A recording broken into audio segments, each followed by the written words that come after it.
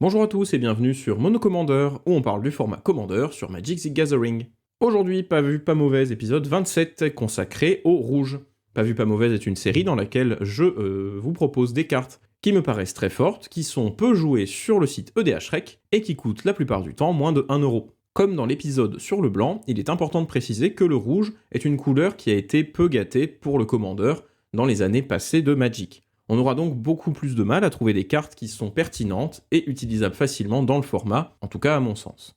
C'est pour cela que ces dernières vous paraîtront peut-être un peu moins bonnes que pour les autres couleurs. On attaque maintenant avec Pulverize. C'est un rituel coûtant 6 qui détruira tous les artefacts. Son énorme avantage est qu'il peut aussi se lancer pour 0 en sacrifiant 2 montagnes à la place de son coup de mana. Même si ce coup de mana alternatif paraît très lourd, il ne faut jamais négliger la capacité en milieu et fin de partie de détruire tout ou une partie du terrain sans utiliser de mana. On notera aussi que son utilisation dans des decks populaires comme Korvold ou Lord Windgrace est en plus bénéfique à notre plan de jeu, permettant d'activer facilement les effets de nos commandants. C'est une carte intéressante et que je ne négligerai pas si vous jouez ce genre de deck. On poursuit avec War Cadence, qui est un enchantement coûtant 3 et qui permet, en payant X et un mana rouge, d'empêcher les créatures de bloquer ce tour-ci, à moins que leur contrôleur ne paie X pour chacune de ces créatures. Sur le papier, cette carte paraît très chère pour un effet qui reste correct mais situationnel, mais elle va me permettre de parler d'une catégorie de cartes très importante en Commander, que l'on appelle les Mana Sink. Un Mana Sink, c'est une carte qui nous permet d'utiliser notre mana, parfois de façon peu efficiente, mais répétable pour un effet correct et qui permettra en fin de partie d'utiliser tout son mana à chaque tour quand on est à court de fuel et de cartes en main. Ici, la capacité de War Cadence est très utilisable pour laisser passer des créatures, que ce soit les nôtres ou celles des autres joueurs, accélérant la fin de partie et permettant d'activer nos effets au contact.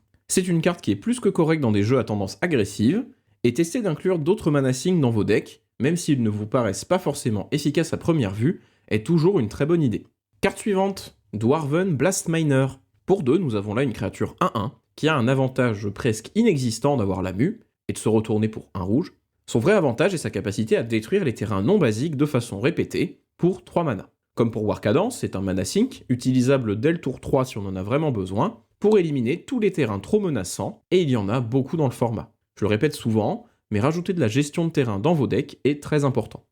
Et on continue avec une créature légendaire que j'apprécie pour son côté politique très intéressant, mais plutôt dans les 99 qu'en tant que commandant, Stark of Wrath. Pour 3, c'est une 2-2, qui s'engage pour détruire une créature ou un artefact, puis donnera son contrôle au propriétaire de ce permanent. C'est un excellent outil de removal en rouge qui pourra créer la zizanie à votre table. Une interaction très intéressante à souligner avec lui est que l'on pourra le dégager en réponse à sa propre capacité pour la réutiliser plusieurs fois avant d'en donner le contrôle.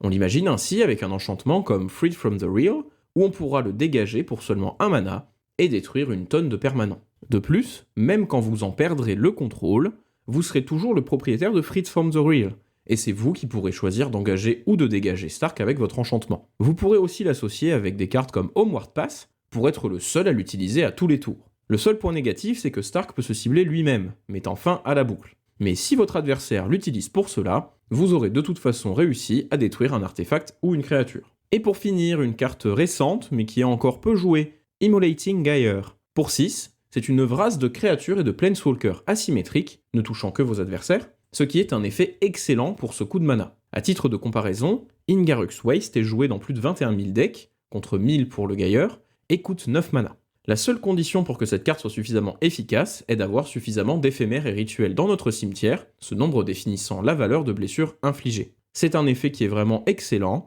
dans les decks adaptés, et si vous remplissez votre cimetière efficacement, incluez-la dans tous vos decks avec du rouge.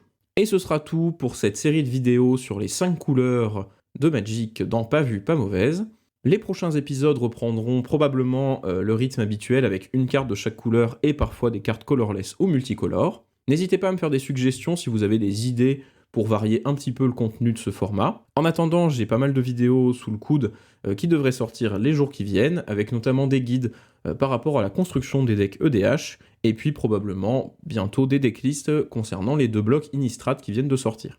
Dans tous les cas, si la vidéo vous a plu, n'hésitez pas à la liker, à la partager, et à vous abonner à la chaîne si ce n'est pas déjà fait. Je vous retrouve très bientôt pour une de ces prochaines vidéos. C'était Mono Commander, bye.